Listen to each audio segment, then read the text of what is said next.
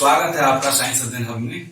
Okay, हम यहाँ पे आपको मैथमेटिक्स पढ़ाएंगे हिंदी में। एनसीईआरटी जो हिंदी में बुक है उसके लिए हमने ये चैनल भी स्टार्ट किया है, आपको आसानी पड़े। ओके, कई चैनल हैं जो इंग्लिश में तो वीडियोस मिलते हैं, हिंदी मीडियम के वीडियोस नहीं मिलते हैं। तो हिंदी मीडियम के वीडियोस आपको यहाँ पे अवेलेबल होंगे, फिजिक्स, मैथ, केमिस्ट्री सारे। ठीक है, मैं यहाँ पे आकलन स्टार्ट करने वाला हूँ। ओके, तो आकलन स्टार्ट करेंगे उससे पहले आपको वीडियोस पसंद आए, अगर पढ़ाया हुआ तो लाइक कीजिएगा, शेयर कीजिएगा तो जितने हैं उनका पहुंच सके, और चैनल को सब्सक्राइब करना मत भूलिएगा ताकि जितने भी हिंदी मीडियम के वीडियोस हैं आप तक पहुंचते रहे। ठीक है, चैनल का नाम अपना साइंस अध्ययन हब है, याद रखिएगा। स्टार्ट करते हैं आकलन से। ओके, तो पहला बेसिक हम पढ़ेंगे आकलन का। आकलन पे आ जाते हैं, आकलन से ही स्टार्ट करते हैं। बेसिकली स्टार्ट करने का मकसद मेरा ये है कि आकलन पूरा आकलन हो गया, समाकलन हो गया, इससे हम स्टार्ट कर रहे हैं ताकि आपको रिवीजन हो जाए। ये चीजें जो है वो मार्क अच्छा लाती हैं, बट इसका रिवीजन जरूरी है। आप खुद से भी पढ़ें, हम पढ़ा रहे हैं, स्कूल में भी आप बाद में पढ़ेंगे तो ये आपके लिए बेनिफिशियल रहेगा। ओके, कॉन्फिडेंस एक हाई होता है। ओके, तो आकलन स्टार्ट करेंगे। मैं बहुत धीरे जाऊंगा शुरू में, फिर थोड़ी स्पीड बढ़ाएंगे, हम थोड़ा धीरे धीरे चलेंगे, आराम से बेसिक समझते हुए चलेंगे और एक एक चीजें समझते हुए चलेंगे। ओके, स्टार्ट करते हैं आकलन। पहले सूत्रों से स्टार्ट करते हैं। ओके, आकलन के सूत्र। आकलन के सूत्र सारे मैं आपको लिखा देता हूं, उसके बाद चलेंगे क्वेश्चन पे। एक एक सूत्र के साथ एक एक एग्जांपल मैं आपको कराता जाऊंगा, जो आपको जो सूत्र हैं उनको समझने में या फिर उनको अप्लाई करने में आपकी आसानी होगी। एक बात मुझे याद रखिएगा कि फॉर्मूले या बिल्कुल जो सूत्र हैं वो आपको याद होने चाहिए, जितने भी नियम है आकलन के वो आपको याद होने चाहिए, और उसके बाद आपको इनको कैसे यूज करना है, कैसे इनका उपयोग में लाना है, ये आपको पता होना चाहिए। ठीक है, तो मैं आपको सिखाऊंगा, सीखते रहिए धीरे धीरे, सब इजी है, बहुत इजी है ये चीज, बहुत मजेदार है, बहुत इजी है। ठीक है, समझते रहिए। तो पहला सूत्र, पहले तो ये जान लीजिए कि क्या हमें दिया जाता है। हमें दिया जाता है एक फंक्शन जो किसी पे डिपेंड करता है। तो मानते हैं कि y एक फलन है f का। कहने का मतलब है कि y का मान, अर्थात ये लिख सकते हैं, इसका मतलब है कि अर्थात y का मान x पर निर्भर करता है, निर्भर करता है। अच्छा, इसको लिखा कैसे जा सकता है कि y एक फलन है। फलन मतलब ये f फलन के लिए होता है सिंबल, किसका? x का। ये चीज ऐसे लिखा जाता है। ठीक है, तो y एक फलन है x का, तो y इक्वल टू हमने fx लिख दिया। अब हमें जो अवकलन करना है वो y का करना है। y का करना है मतलब कि इस fx का करना है। तो जब अवकलन करेंगे तो अवकलन का चिन्ह होता है, अपन को दर्शाते हैं d से, तो dy, और किसका फलन है? x का, तो x के सापेक्ष ही इसका अवकलन भी हो सकता है। तो x के सापेक्ष इसका अवकलन कर रहे हैं, तो dy by dx, और ये क्या हो जाएगा? d ऑफ fx का अवकलन हो गया। अब इसको एक शब्दों में लिखें तो ये f के ऊपर डंडा दे देते हैं और ये x हो गया। ठीक है, तो ये f डैश x इसको बोलते हैं। तो मतलब कि हमने इसका अवकलन अब कर लिया है। ओके, ये हो गया, आपको ध्यान रहे। अब ये जो fx है ये आपको जानना बहुत जरूरी है, कितने प्रकार के हैं। ये जो फलन होते हैं जिनका हम करेंगे अवकलन या समाकलन, ये 5 प्रकार के होते हैं। पहला हमारा होता है बीज गणितीय फलन। बीज गणितीय फलन। अब बीज गणितीय फलन बोलते तो क्या? ये जो x² हो गया, x²+2 हो गया, या x का पावर कुछ भी। ठीक है, जो क्वाड्रेटिक हमारे जो द्विघात समीकरण वगैरह होते हैं वो सारे जो होते हैं, ऐसे समीकरण जो होते हैं वो बीजगणितीय फलन का है, जिसमें सिर्फ x रहता है, इनके अलावा कुछ नहीं रहता है। सेकेंड हमारा आ जाता है सेकेंड हमारा आ जाता है आपका त्रिकोणमितीय फंक्शन। त्रिकोणमितीय जिसको हम फलन कहते हैं। अच्छा एक काम करता हूं मैं इसमें आपको मैं इसका इंग्लिश भी लिखते जाता हूं। इंग्लिश में इसलिए लिखना चाहता हूं ताकि इसके बाद आप बीएससी करें, बी फार्मा करें, या फिर आप इंजीनियरिंग करें, या फिर कहीं भी उच्च शिक्षा स्तर पर जब जाएंगे आप, तो आपको हिंदी में चीजें नहीं मिलेंगी, आपको इंग्लिश में मिलेंगी।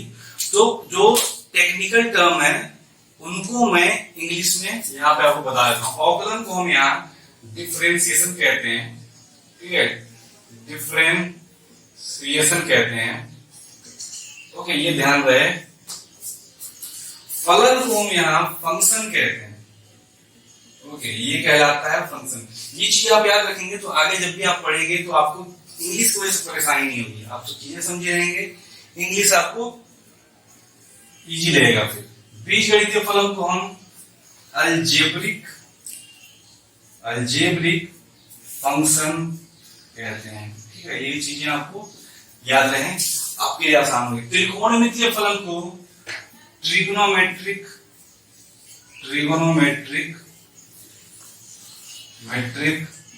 फंक्शन कहते हैं, ठीक है।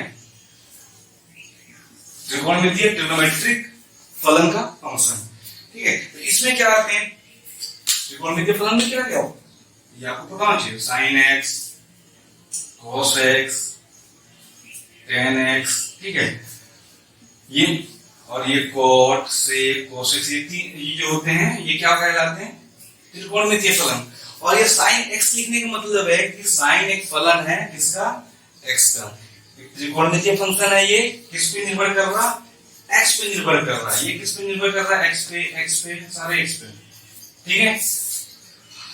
तीसरा अगर हम बात करें तीसरे फलन की, तो तीसरा फलन हमारा हो जाता है प्रतिलोम त्रिकोणमितीय फलन। प्रतिलोम त्रिकोणमितीय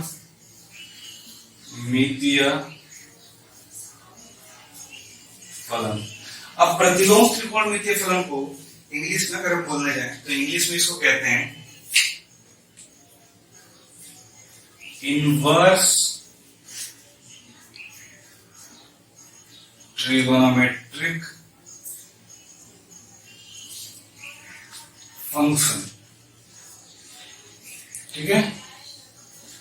अब इनवर्स त्रिकोणमितीय जो प्रतिलोम त्रिकोणमितीय फलन है उनमें क्या क्या होते हैं, जैसे साइन एक्स था तो ये साइन इनवर्स बोलते हैं इसको एक्स। साइन के ऊपर -1 पावर रहता है, घात रहता है, ठीक है। किसी सारे जो जितने भी त्रिकोणमितीय फलन है सबके ऊपर अगर -1 का घात लग जाए तो इसको क्या कहते हैं, प्रतिलोम। प्रतिलोम के फंक्शन होते हैं वो क्या कहलाते हैं, प्रतिलोम त्रिकोणमितीय, मतलब त्रिकोणमिति का प्रतिलोम। ओके, तो ये सारे फंक्शन आपके प्रतिलोम त्रिकोणमितीय है। उसके बाद हमारा नेक्स्ट जो फलन है जो हम पढ़ेंगे वो है लघुगणकीय फलन। लघुगणकीय फलन, ठीक है। तो लघुगणकीय फलन में इसको क्या बोलते हैं, लॉगरिथमिक फलन, लॉगरिथमिक फंक्शन बोलते हैं इंग्लिश में, लॉगरिथमिक फंक्शन, ठीक है। ये क्या log x वगैरह जो होते हैं ये इसको शॉर्ट में log बोलते हैं लॉगरिथम को। तो ये लॉगरिथमिक फंक्शन कहलाते हैं या लघुगणकीय फलन कहलाते हैं। और पांचवा जो होता है तो फिफ्थ वन, तो पांचवा हमारा होता है चरघातांकी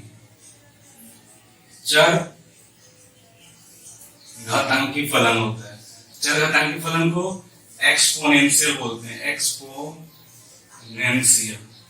फंक्शन, ठीक है। और ये कैसा होता है e रेज़ टू x, जहां पे e क्या होता है, e तो चलो e भी वैसे तो अचर राशि ही है, ठीक है, और a भी अचर राशि है, लेकिन e का अपना वैल्यू होता है, बट e कुछ भी हो सकता है, 1 2 3 4 5 1000 लाख, -1 -2 -10 -15 कुछ भी हो सकता है, ठीक है। कुछ भी a b c d कुछ भी हो सकता है। चरघातांक मतलब अचर राशि जो कि बिल्कुल न बदले, उसको अचर राशि कहते हैं, ये आपको पता होना चाहिए। चलिए इनको लिख लीजिए, फिर मैं आपको इनके फॉर्मूले बताता हूँ। इन सारे फंक्शन के अलग, जितने भी फलन आप यहाँ पे देख रहे हैं, सबके अलग अलग सूत्र हैं, आप सबको आपको याद रखना है, और उसके बाद इनको कैसे इस्तेमाल करना है ये भी आपको पता होना चाहिए। ये सारी चीजें मैं सिखाऊंगा आपको। आप पहले इसको लिखिए, फिर आगे बढ़ते हैं। चलिए, तो पहला है हमारा सूत्र, इसको पढ़ते हैं, उसके बाद उनको यूज करना सीखेंगे। एक एक करके सूत्र पढ़ेंगे, फिर उसको यूज करना सीखेंगे। पहला, किसी भी अचर राशि का अवकलन, ठीक है, किसी भी अचर राशि, कोई भी अचर राशि, अचर राशि मतलब कि जिसका मान ना बदले, ठीक है, किसी के भी ऊपर निर्भर ना करे। जैसे 5 का मान भी बदलना है क्या? नहीं बदलना है। 6, B, C, D, इनका मान नहीं बदलना है। तो चर कौन कौन से होंगे? यहाँ पे चर होंगे आपके X होंगे, T होंगे, U होंगे, V होंगे, W होगा। ये सारी चीजों को हम चर मानते हैं, बाकी जितनी चीजें आएंगी उनको अचर मान के हम चलेंगे, ठीक है। तो अचर राशि का जो अवकलन होता है वो शून्य होता है, ठीक है। किसी भी अचर राशि का अवकलन शून्य, डायरेक्ट, ठीक है। अगर एग्जांपल लेना चाहूं, ये उदाहरण अगर लेना चाहूं आपके लिए, तो उदाहरण मैं ले रहा हूं, मैं आपको बता रहा हूं कि ये 5 का अवकलन करना है, ठीक है। तो 5 का अवकलन 0, क्यों? 5 का जो मान है वो नहीं बदलना है, ठीक है। या फिर P का अवकलन कर रहा हूं, ठीक है, तो P का मान भी नहीं बदल रहा, तो इसका भी 0 है ना, 0 हो गया। बहुत इजी था। दूसरा नंबर, याद रखते हैं कि ये जो चिन्ह है, जो मैं d/dx लिख रहा हूं, इसका मतलब है कि अवकलन कर रहा हूं x के सापेक्ष, मतलब जो फलन होना चाहिए वो x का होना चाहिए, ठीक है। तो अब आ गया पहला फॉर्मूला, x का घात n, इसका होता है अवकलन जब इसका करेंगे तो इसका होता है n इंटू x का घात n-1, ठीक है। ओके, ये क्या है? बीजगणितीय फलन है, ठीक है। x दिख रहा, x का घात कुछ भी समथिंग, तो ये बीजगणितीय फलन है। अच्छा, इसके लिए एक उदाहरण अगर लें, एक उदाहरण लेते हैं, तो मान लिया कि हमारा y एक फलन है x का, ठीक है, x का फलन है। तो फलन क्या? बीजगणितीय फलन यहाँ पे लेना है। तो x का घात में 7 मान लेता हूं, ठीक है। जब इसका अवकलन करूंगा dy/dx, तो क्या होगा? इसको तुलना करना सीखिए। x का घात n है, तो ये n x का घात n-1, यहाँ पे x का घात 7 है, तो n की जगह पे कितना है हमारा? 7 है कि नहीं? देखो, यहाँ x का घात n, यहाँ x का घात 7, तो n का जगह पे 7। जो आंसर आएगा जब उसका अवकलन कर लेंगे, तो अवकलन में भी n की जगह पे 7 लिख देंगे, तो अवकलन करने के बाद ये आता है हमारा। तो n मतलब कि 7 इंटू x का घात n-1, x था यहाँ पे, तो x का घात n-1, n की जगह पे 7, और ये एक घटा दिया उसमें, तो dy/dx हमारा कितना हो जाएगा फाइनल? तो dy/dx हमारा होने वाला है 7 x का घात 7 में से गया 6, ठीक है। तो ये हमारा आ गया इसका आंसर। कैसे यूज किया हमने, समझ में आया? बहुत इजी है। चलिए एक और उदाहरण लेते हैं। y मान लिया दिया हुआ है, x का घात p अब दिया हुआ है, ठीक है। तो कई बच्चे संख्या देख के खुश होते हैं, बट जैसे अक्षर आता है कंफ्यूज हो जाते हैं। तो कंफ्यूज नहीं होना है, आपको बस तुलना करना है। यहाँ पे n है, ये x का घात p है, तो p है, p क्या हम मान रहे हैं? अचर राशि मानते हैं, तो ये जो n होगा वो अचर होगा, ठीक है। कोई दूसरा x, v, t, w ये सब नहीं है, p है, एक अचर है। तो यहाँ से तुलना बस करना है, n के जगह पे क्या p दिया हुआ है हमारा, तो बस इसके अवकलन में n की जगह p लिख देंगे। तो मान लें कि हम y का अवकलन कर रहे हैं, तो y का अवकलन करेंगे तो क्या है? n इंटू x का पावर n-1, n की जगह पे क्या है? p p इंटू एक्स का पावर p-1। ये हो गया हमारा आंसर। कितना इजी था, बस अक्षर देख के डरना नहीं है, ठीक है, बस तुलना करना है, वाई की जगह पे जो आ रहा है वो लिख देना है, ठीक है, आपका आंसर हो जाएगा। चलिए इसको लिख लीजिए, फिर अगले फॉर्मूले की तरफ चलते हैं। एक फॉर्मूला यहाँ पे है, उसको दिखाता हूं मैं, सिंपल सा। अगर जैसे ये के क्या है, एक अचर राशि मान लीजिए, ठीक है, के कोई भी अचर राशि है और इसका अवकलन करना है।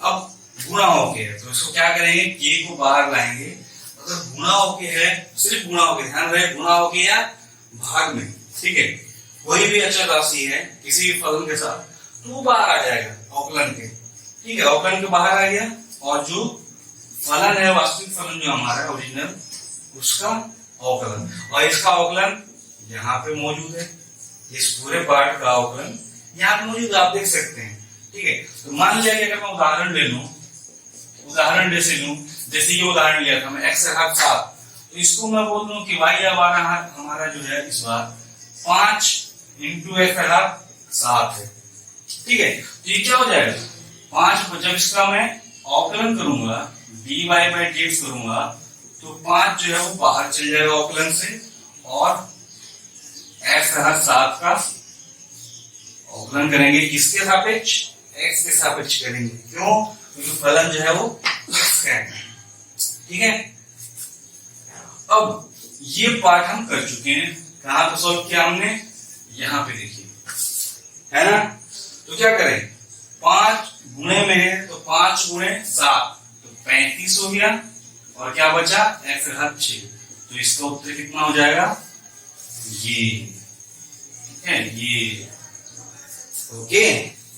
तो सिंपल है, तीन फॉर्मूले मैंने बताया, 1 2 3, ठीक है, तीनों फॉर्मूले सिंपल है, सीखे कैसे यूज करना है, इसको कैसे इस्तेमाल करना है, फिर आगे सिखाते हैं। इसको पहले वीडियो को पॉज करके लिख लीजिए, या फिर स्क्रीनशॉट लेना है तो स्क्रीनशॉट ले सकते हैं। चलिए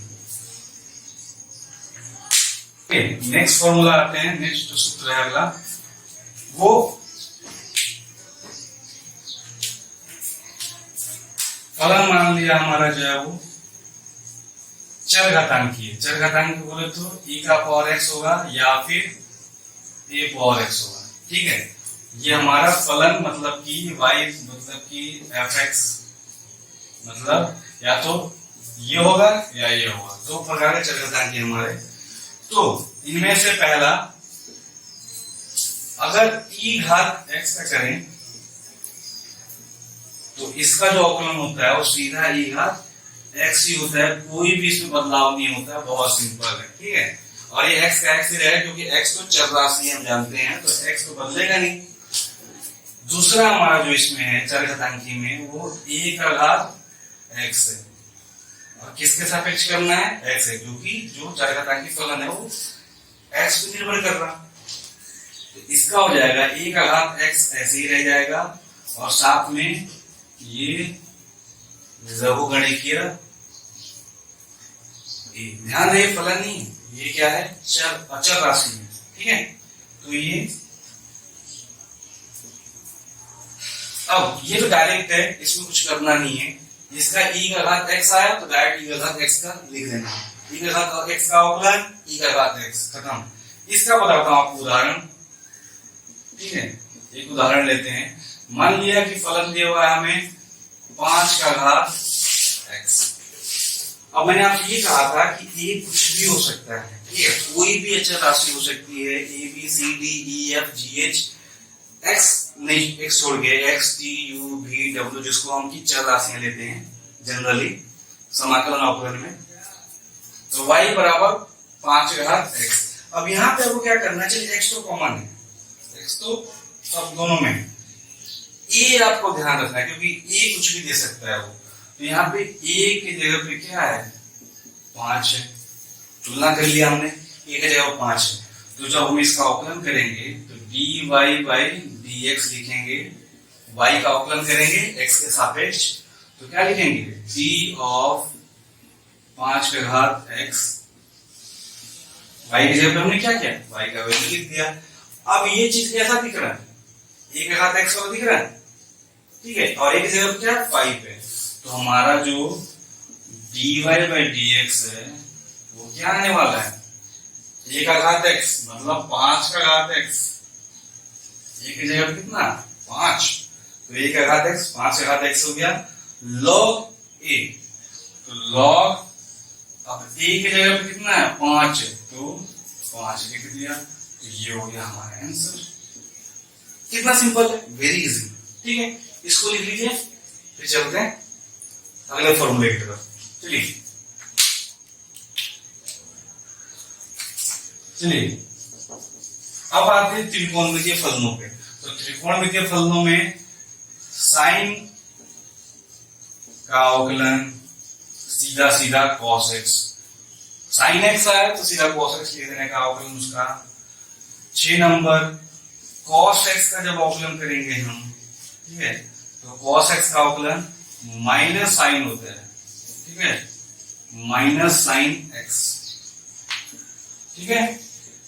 अगला हमारा त्रिकोणमितीय फलन क्या होता है, tan x मान लो, तो tan x का क्या होगा, x के सापेक्ष अवकलन sec square x, sec square x, ठीक है। अगला हमारा, ठीक है, ये तीनों हो गए। अब इनके प्रतिलोम मतलब कि इनके cosec x, 1/sin x cosec होता है ना, तो cosec x का जो अवकलन होता है वो होता है, ध्यान रहे, minus cosec x into cot of x, ठीक है। 9 नंबर cosec हो गया। अब sec x का, तो sec x का होता है sec x into tan x, ठीक है। sec के साथ tan आता है, cosec से cot आता है और साथ में माइनस भी आ जाता है, ये ध्यान रहे, ठीक है। tan का sec स्क्वायर x होता है, ध्यान रहिए। 10 नंबर हमारा क्या रहेगा, cot ऑफ x रहेगा, ठीक है। तो cot ऑफ x का होता है माइनस cosec स्क्वायर x, ध्यान दें इनमें संबंध है, ठीक है। tan का sec स्क्वायर x, ठीक है, तो sec x का जब करेंगे तो sec x रहेगा साथ में tan x रहेगा, ओके।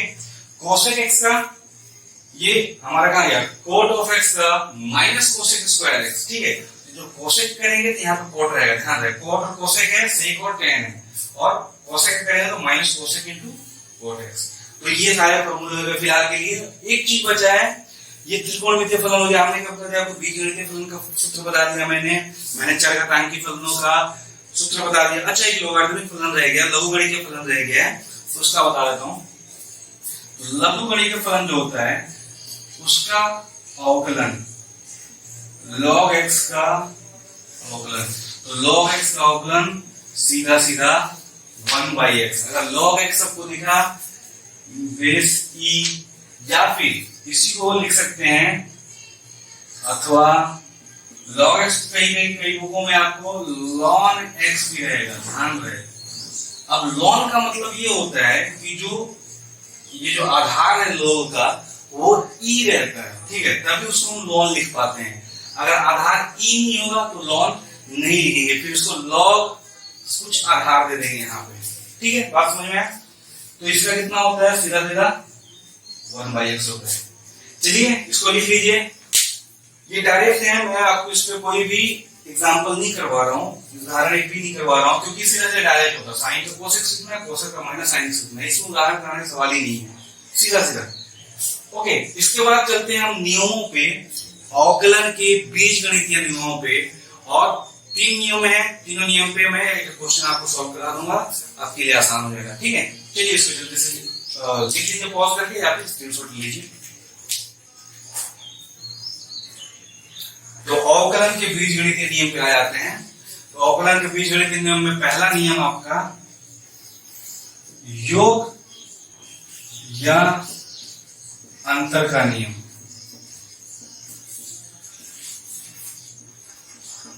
ठीक है, अब ये नियम क्यों बने, क्योंकि मान लो कि हमें डायरेक्ट साइन एक्स का देगा नहीं कि भाई साइन एक्स का आप निकाल के हमें दे दीजिए, ऐसा तो देगा नहीं। मान लीजिए साइन एक्स का जोड़ दिया कुछ, sine x plus cos x का बताइए, साइन एक्स प्लस ई का घात एक्स का बताइए, या फिर sine x plus cos x plus आपका एक्स का घात 8 का बताइए। तो इसके लिए नियम होने चाहिए कि जब एक से ज्यादा पद हो जाए तो उसको कैसे उसका हल करते हैं, समाधान कैसे किया जाए। ठीक है, तो उसके लिए क्या करते हैं, जैसे कि यहां पे देखिए, जैसे दो फलन हो, एक फलन हमारा एफ एक्स है और एक फलन जी एक्स है। ठीक है, दो फलन है, या तो कुछ भी हो सकते हैं, दो बीजगणितीय फलन हो जाए, या फिर दो त्रिकोणमितीय फलन हो जाए, या फिर बाकी पांचों फलनों का जोड़ हो जाए या अंतर हो जाए, या दोनों रहे जोड़ अंतर रहे, तो कैसे हल करते हैं। तो ये चीज जोड़ के लिए या फिर घटाव के लिए, दोनों के लिए बता रहा हूं। ऊपर जो भी होगा जोड़ के लिख रहा हूं, जो नीचे होगा वो घटाव के लिख रहा हूं। जिसको क्या करेंगे, बहुत आसान है, कुछ नहीं करना है, अलग कर लेना, अलग अलग इनका अवकलन कर लेना है। एफ एक्स का अवकलन कर लिया हमने, ठीक है। उसके बाद जैसा चिन्ह है, इसके बाद क्या है, एफ एक्स प्लस जी एक्स है तो यहाँ प्लस लगा देने का, माइनस जी एक्स है तो यहाँ पे माइनस लगा दीजिएगा और फिर इसका अवकलन कर दीजिएगा। ठीक है, बस बहुत सिंपल है। अब इसके बाद कुछ भी दे दे और एक बढ़ा दे, मान लो एच एक्स कर लिया हमने, ठीक है, एक और फलन जोड़ दिया, चलो लो एक और फलन जोड़ दिया, इसके बाद और 10 फलन जोड़ता हूं, कुछ नहीं, यहां पर अलग कर लिया, इसका भी अलग अवकलन करेंगे। और कैसे करेंगे, अब प्लस है तो प्लस लिख देंगे, इसके आगे प्लस का अगर चिन्ह है तो प्लस लिख देंगे, और माइनस का चिन्ह है तो माइनस लिख देंगे, जैसा दिया हो वैसा लिख देंगे। ठीक है, दोनों एक साथ नहीं रहेगा, ध्यान रहे, दोनों लिखने का मतलब है कि जैसा चिन्ह रहेगा वैसा हम लिखेंगे। ओके, ये चीज समझ में आई आपको। चलिए इसको थोड़ा सा और बेहतर समझने के लिए एक उदाहरण करते हैं। चलिए उदाहरण ले लेता हूं मैं, उदाहरण, ठीक है। उदाहरण में मान लिया कि आपको दिया हुआ है y फलन दिया हुआ है x का घात 5 जोड़ साइन x माइनस e का घात x। अच्छा, अब ये जो हमको दिया हुआ है, प्रश्न दिया हुआ है, क्वेश्चन दिया हुआ है, वो क्या है, ये बीजगणितीय फलन है, ये त्रिकोणमितीय फलन है और ये चरघातांकी फलन है। तीनों का योग और अंतर है। तो इसको जब सॉल्व करेंगे, हल करेंगे, तो इसको क्या करेंगे, dy बाई dx जब करेंगे तो इसको लिखेंगे y की जगह पे क्या है, पहले y की जगह पे जो है उसको लिख लेते हैं। ठीक है, y की जगह पे जो है उसको हमने लिख लिया ऐसे। ठीक, अब इसको हल करेंगे, कैसे हल करेंगे, मैंने कहा कि जैसे अब ये जोड़ घटा कुछ भी हो तो इनको अलग अलग कर लेंगे। तो सबका अलग अलग अवकलन करते हैं, d का घात d x का घात 5 का अवकलन x के सापेक्ष, क्योंकि सबका अवकलन किसके सापेक्ष करना है, x के सापेक्ष करना है। अब इसके बाद क्या है, साइन x प्लस में है तो प्लस साइन x dx। ठीक है, और इसके बाद क्या है, ये घात x माइनस, इसके पहले तो यहां माइनस लगा दिया, ओके, और इसका भी अवकलन कर लिया। ओके, तो फाइनली जो हमारा आंसर आने वाला है dy बाई dx कुछ इस प्रकार से आने वाला है। फाइनल जो हमारा फलन दिया हुआ है उसका अवकलन ऐसे आना है, x का घात 5 का n की जगह 5, तो 5 गुणे x का घात 5 माइनस 1 तो 4 हो गया। साइन x का क्या होता है, cos x, फॉर्मूले में आप देख लीजिए जाके, मैं डायरेक्ट लिख रहा हूँ, साइन x का cos x, और ये माइनस का चिन्ह है तो माइनस निकला, और e का घात x का e का घात x, तो ये हो गया हमारा आंसर। तो ऐसे सॉल्व करते हैं। ठीक है, चलिए इसको लिख लीजिए, फिर चलते हैं गुणनफल के नियम पे। चलिए ओके, तो दूसरे में आते हैं, सेकंड में गुणन का नियम पे आते हैं कि अगर दो फलन दिए हों तो उसका गुणनफल अगर दिया हो तो कैसे करते हैं। मतलब कि मान लिया कि y हमारा दिया हुआ है u गुणे v। अब u यहाँ पे क्या है, u मान लो fx है, कोई भी एक फलन है, और v भी एक कोई फलन है, ठीक है, मान लो gx है। आप दोनों तरीके से इसको लिख सकते हैं, u v भी लिख सकते हैं, या फिर fx इंटू gx भी लिख सकते हैं, जैसे बुक में दिया हो उस हिसाब से आप देख सकते हैं, कोई प्रॉब्लम नहीं है। आपको बस समझना है कि u एक फलन x का और v भी एक फलन x का, दो फलनों का गुणन दिया हुआ है। दो फलनों का जब गुणन दिया हुआ है तो इसका जब हम अवकलन करते हैं तो dy बाय dx हमारा होता है। कैसे करते हैं कि इसको फर्स्ट मानिए, इसको सेकेंड मान लीजिए, ठीक है। तो ये चीज याद रखिएगा कि एक बार में एक ही फलन का हम अवकलन कर सकते हैं, बाकी को हमें क्या मानना है, अचर मानना है, अचर राशि।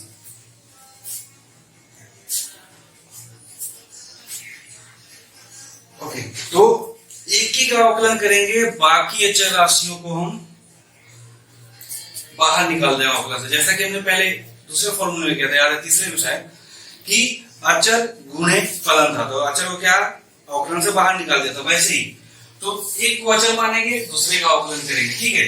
फिर जिसका अवकलन हो गया उसको अचर मानेंगे और पहले का अवकलन करेंगे। देखिए कैसे, ठीक है। ये पहला है, ये मान लो दूसरा है, तो पहले को क्या मैं अचर मानता हूं, तो अचर राशि क्या होती है, अवकलन से बाहर आ जाती है। तो u इंटू अब v का अवकलन, दूसरे का अवकलन कर लिया x के सापेक्ष, प्लस, याद रहे यहाँ पे सिर्फ प्लस होगा, माइनस नहीं आने वाला यहाँ पे। अवकलन हो गया v का, तो v को अचर मान लिया और u का अवकलन कर लिया, ठीक है। तो ये होता है हमारा गुणन के नियम में। अब मान लीजिए स्पेशल केस में y बराबर u गुणे v गुणे w, तीन फलन का गुणनफल है। तो इससे कैसे करेंगे, मैंने आपसे एक चीज याद रखने लिखा है कि एक समय में सिर्फ एक ही फलन का अवकलन होगा, बाकियों को हम अचर मानेंगे, ठीक है। ये फर्स्ट, ये सेकेंड मान लीजिए, ये थर्ड मान लीजिए, ठीक है। तो याद रखना है कि हमने किसका अवकलन कर दिया, जब इसका अवकलन करेंगे इन राशियों का, तो अवकलन किया जाएगा, तो एक का अवकलन करेंगे, दो को हम अचर मानेंगे। तो स्टार्ट करते यहां से अवकलन करना। पहले का अवकलन मैं करना चाहता हूं, इसका अवकलन करना चाहता हूं, तो इन दोनों क्या करूंगा, मैं अचर मानूंगा और अचर राशि क्या होंगी, बाहर, गुणे du बाय dx। इसका अवकलन हो गया, मुझे इसका करूंगा, तो इन दोनों का गुणनफल u और w बाहर, अवकलन किसका, v का, फिर प्लस इसका अवकलन करना, आपकी बात तो हो चुका है, इसका अवकलन करना है, तो ये दोनों अचर रहेंगे, u v और w का अवकलन।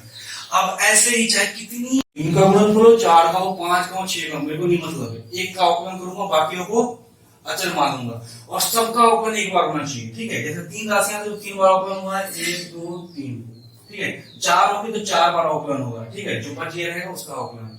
समझ में आया। एक एग्जांपल लेते हैं, आसानी से समझ में आएगा। एक नहीं, दो लेते हैं, ठीक है। एक पहले 2 वाले के लिए, फिर 3 वाले के लिए। तो उदाहरण 1 पे जाते हैं। सपोज y हमको दिया हुआ है e का घात x गुणे साइन x, ये एक फंक्शन, दो फलन यहाँ पे, दो फलनों का अवकलन करना है। कैसे करें, dy बाय dx जब करेंगे तो लिखेंगे, पहले इसको ऐसा लिखाया था, पूरे फलन को एक बार लिख लिया जाता है, ओके, एक बार पूरे फलन को लिख लिया हमने। अब तो गुणनफल uv क्या करना है, पहले को अचर मानना है, दूसरे का अवकलन करना है। तो पहले को अचर माना, दूसरे का अवकलन। अब जिसका अवकलन हो गया उसको अचर, और जिसका नहीं हुआ उसको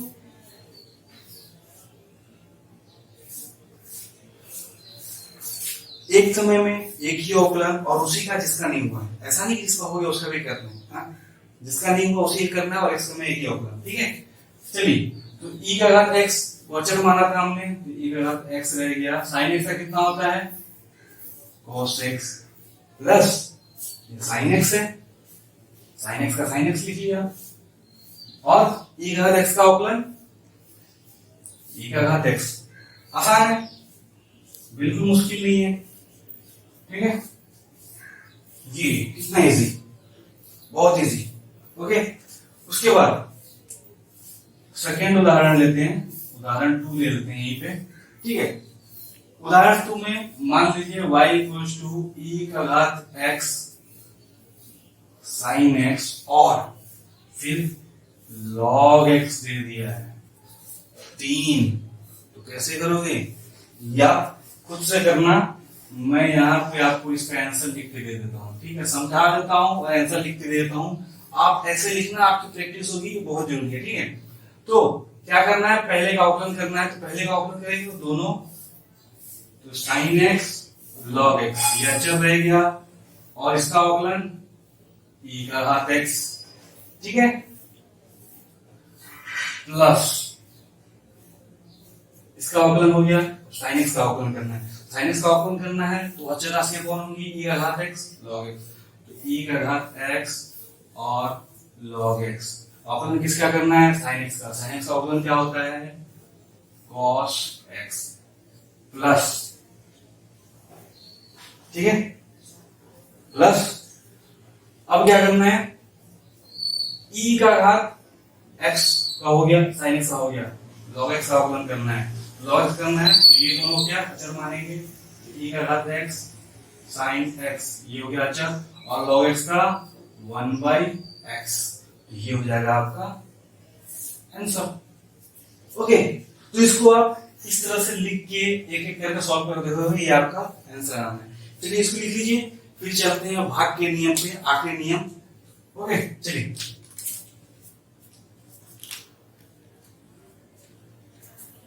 ओके तो थर्ड है हमारा भाग का नियम। भाग के नियम में क्या करें, सपोज फलन एक दिया हुआ है y बराबर u बाई v, v क्या है, यहाँ पे fx ले सकते हैं u को, और v को gx मान लो, कोई तो फलन है, u एक फलन है, v एक फलन है, कुछ भी हो, ठीक है। इनका अब सोल्व करना है कि कैसे हल करें। अब इसको अंश बटे हर, ये अंश है ये हर, ठीक है। दो तरीके में आपको बता रहा हूँ, दो तरीके से आ सकते हैं। अब u v में भी आ सकते हैं, यहाँ पे अंश हर में आ सकते हैं। ध्यान रहे कि जब इनका हम अवकलन करेंगे तो हर का वर्ग, ठीक है, हर का वर्ग नीचे रहेगा, हर में ऊपर क्या रहेगा, हर गुणे अंश का अवकलन। ये चीज बहुत याद रखें, बहुत इंपॉर्टेंट है कि हर को पहले भाग में आपको अचर मान के रखना है और अंश का अवकलन करना है, क्योंकि यहाँ पे माइनस का चिन्ह है, प्लस का होगा तो कोई फर्क नहीं पड़ता, आप इसको पहले लिख रहे हैं या फिर इसको, ठीक है। लेकिन माइनस है तो अब बिल्कुल आपको याद रखना है कि पहला अवकलन अंश का होगा और हर को अचर माना जाएगा, तो हर गुणे अंश का अवकलन माइनस, अब अंश का हो गया तो अंश को अचर मानेंगे, गुणे हर का अवकलन बटे में हर का वर्ग, ठीक है। ऐसे याद रखें, या फिर इसको ऐसे भी लिख सकते हैं, v स्क्वायर जो नीचे है उसका स्क्वायर और उसको सेकेंड टर्म, मतलब कि दूसरा जो पद है वो अचर, और पहले का अवकलन माइनस पहला अवचर और दूसरे का अवकलन। तो ये हमारा दोनों में से आप कुछ भी याद रख सकते हैं, आपकी मर्जी है, जो आपको इजी लगे वो याद रख सकते हैं। आपके लिए उदाहरण में लिख देता हूं, उदाहरण एक हल कर देता हूं। मान लीजिए कि y दिया हुआ है हमें x बटे साइन x, तो यहाँ पे अंश x है और हर साइन x है, ठीक है। तो यहाँ पे जब अवकलन करेंगे इसका, इस फलन का, तो क्या करेंगे, क्या हमने सीखा है, हर का वर्ग नीचे जो है वो हर में हर का वर्ग है, हर कौन सा है, साइन x, तो ये साइन x का वर्ग हो गया। फिर हर को अचर मानना है पहले में, और किसका अवकलन करना है, अंश का, फिर अंश को अचर मानना है और हर का अवकलन करना है। अब यहां से आपका जो अंतिम अवकलन है, जो रिजल्ट है, वो क्या आ जाएगा, ये साइन एक्स का स्क्वायर को हम साइन स्क्वायर एक्स भी लिख सकते हैं। ध्यान रहे ये चीज आपको पता होनी चाहिए, त्रिकोणमितीय पढ़ के आप आए होने चाहिए, इसमें कंफ्यूज नहीं होगा, दोनों चीजें एक ही हैं, ठीक है। तो साइन एक्स का साइन एक्स रह जाएगा और एक्स का अवकलन, देखिए एक्स का अवकलन मैं बता देता हूं यहाँ पे आपको साइड में, एक्स का अवकलन 1 होगा, तो 1 इंटू साइन एक्स 1, कैसे, ये एक्स का घात 1 है, ठीक है। तो n के जगह पे क्या है हमारा 1 है, तो n इंटू क्या होता है, x का घात n माइनस 1, n की जगह पे 1, x का घात 1 माइनस 1, तो 1 माइनस 1 क्या है 0, और किसी भी संख्या का घात 0 होने का मतलब है कि उसका वैल्यू 1 होता है, ठीक है। तो ये टोटल 1 हो जाएगा, तो साइन एक्स का साइन एक्स रह गया यहाँ पे, और x इंटू साइन एक्स का क्या, cos x, तो ये आपका फाइनल आंसर हो गया। ठीक है, ये आपका एग्जाम्पल। तो उम्मीद करता हूं कि आपको ये चीजें समझ में आई हैं, हर चीज इजी है। ओके, तो अगर पसंद आया वीडियो तो लाइक कीजिएगा, शेयर कीजिएगा, ताकि दूसरे भी बच्चे हैं जो कि बड़े बड़े कोचिंग्स में नहीं आ सकते, ट्यूशन में नहीं आ सकते, या फिर बाहर कहीं पढ़ने नहीं आ सकते, वो इन चीजों का फायदा ले सकें। ओके, कोई परेशानी हुई कमेंट बॉक्स में लिखिएगा, और ऐसे ही इस वीडियोस को पाने के लिए, मतलब कि और भी वीडियो अपलोड किया जाएगा, ऐसे ही डेली वीडियो अपलोड होगा, तो ऐसे वीडियो में हमारे साथ बने रहने के लिए बिल्कुल हमारे चैनल को सब्सक्राइब करना ना भूले। नीचे जो बटन रेड में लिखा हुआ है सब्सक्राइब का, उस पर क्लिक कीजिए, सब्सक्राइब हो जाएगा। ओके, तो आपको ऐसा है कि वीडियो जैसे मैं अपलोड करता जाऊंगा आपको उसका खबर मिलते जाएगा, और आप अपडेट हो सकते हैं, तुरंत उस वीडियो को देख सकते हैं। ठीक है, तो सब्सक्राइब करना मत भूलिएगा। अगले क्लास में कुछ और चीजें हैं, उनको मैं आपको बताता हूँ। उसके बाद ऑकलन में हम एक्सरसाइज पे जाएंगे। ये चीज अगर आपको याद रही तो बहुत ईजी होने वाला है, विश्वास कीजिए, ऑकलन बहुत ईजी होगा, समाकलन बहुत ईजी होने वाला है, आपको बिल्कुल परेशानी नहीं होने वाली है। मैं बहुत ही बारीकी से चीजें बताने वाला हूँ, बहुत ही धीरे धीरे जाने वाला हूँ। ठीक है, टेंशन मत लीजिएगा। चलिए, चैनल को सब्सक्राइब कीजिए और मिलते हैं अगले क्लास में। इसको स्क्रीनशॉट ले लीजिए या फिर लिख लीजिए पॉज करके। चलिए।